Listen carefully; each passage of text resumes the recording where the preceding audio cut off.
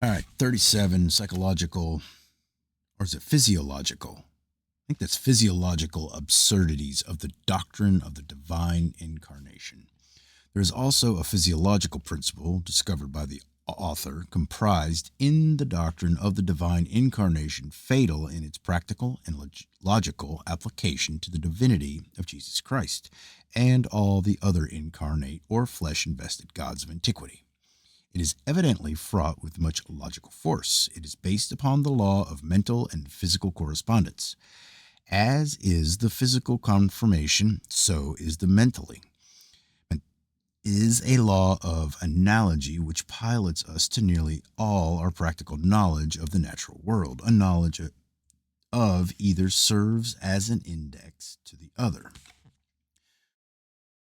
When we observe an animal possessing that physical form and construction peculiar to its species, we expect to find it practically exhibiting the nature, character, disposition, and habits peculiar to that class of animals. If it possesses, for example, the conformation of a sheep, we infer at once that it has the disposition of a sheep, and we are never disappointed in its conclusion. And when we encounter an animal with the tiger form, we expect to see exhibited the tiger spirit. If it possesses the well known physical conformation of the tiger, we are never deceived or misled when we assign it a predatory disposition. If it is a tiger form, it is sure to be a tiger in character and habits. And so, all of the genera and species of animals that range upon the face of the globe. We may travel through the whole field of animated nature and observe the infallible operation of this beautiful law of correspondence, till we come, however, to the crowning work of God, called man.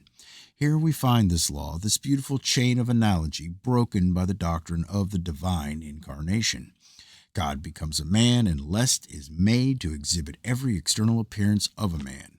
All external distinction between God and man is thus obliterated, so that the very first being we meet in the street or on the highway, possessing the form, size, and physical conformation of a man and presenting every other external appearance of being a man, may nevertheless be a god. And no less is this objection observable in the case of Jesus Christ than in the numerous other incarnate gods and demigods of antiquity. Being in appearance a man, how was he to be, or how could he be visually distinguished from a man? Or how could those men who were contemporarily with him know as they approached him or as they approached each other whether they were meeting a man or a god? Seeing that he was found in fashion as a man, Phil 2:8, either he might be mistaken for a man or they for a god. They were constantly liable to be confounded.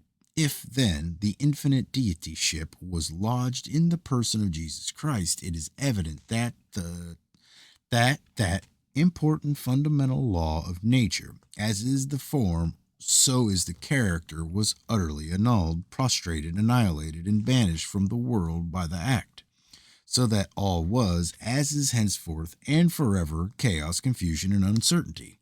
For if the principle can be violated in one instance, it may be in another, and in thousands of other cases ad infinitum. If one case should be allowed to occur, the principle is established, and nature universal chain of analogy is broken and destroyed. For to interpret the law is to break the 10th and 10,000th link alike.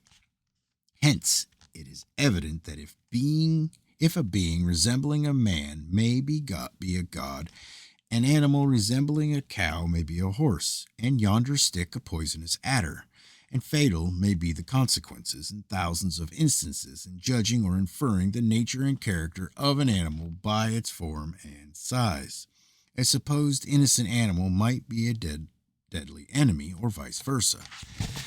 Can we then believe, or dare we believe, a doctrine so antithetical in its tendencies as that the infinite deity was incorporated in the person of the neck and lowly Jesus, when it would thus set a not violate, prostrate, and utterly cancel from the world one of God's own fundamental laws and one of the essential principles of nature, and banish forever the coordinate harmony of the universe, and thus inaugurate a state of universal disorder, incertitude, anarchy, and misrule into the otherwise beautifully law governed, well regulated domain of nature?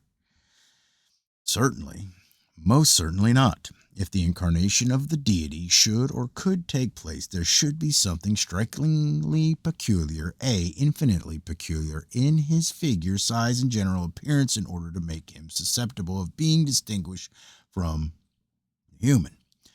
Otherwise, men would be liable to be constantly mistaking and worshiping each other for the great almighty and ubiquitous God, and thus constantly blundering into idolatry. And we actually find several cases reported in the scriptures mark the fact well of men, the saints themselves being led into this error, being led to commit the high-handed sin of idolatry, in consequence of their previous acceptance of the belief in a man God, that is, a God of human size and type. St. John, in 2 instances, was in the act of worshiping a being possessing the human form, whom he mistook for the omnipotent and omnipresent God. See Revelations 19:10 and 22:4. Having perhaps been taught that the fullness of the Godhead dwelt bodily in Christ Jesus, he probably mistook the being he meant for him and hence offered to worship him.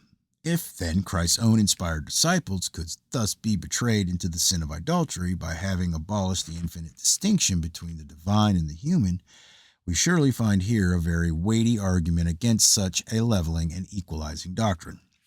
And certainly nothing could be better calculated to promote the sin of idolatry than thus to obliterate the infinitely grand line of demarcation between the infinite God and his finite creature, man.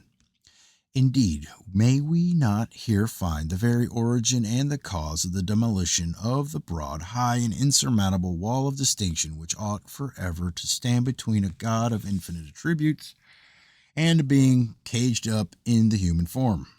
Certainly, most certainly it is.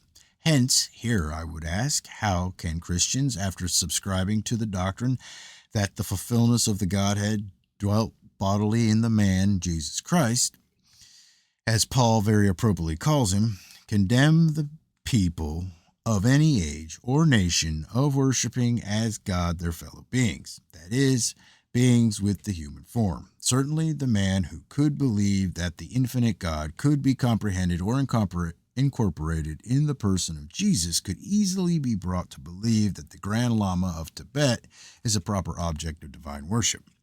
He only lacks the substitution of names. Substitute the Grand Lama for that of Jesus Christ, and the thing is done. And idolatry thus becomes an easily established institution, and its abolition in any country an absolute moral impossibility.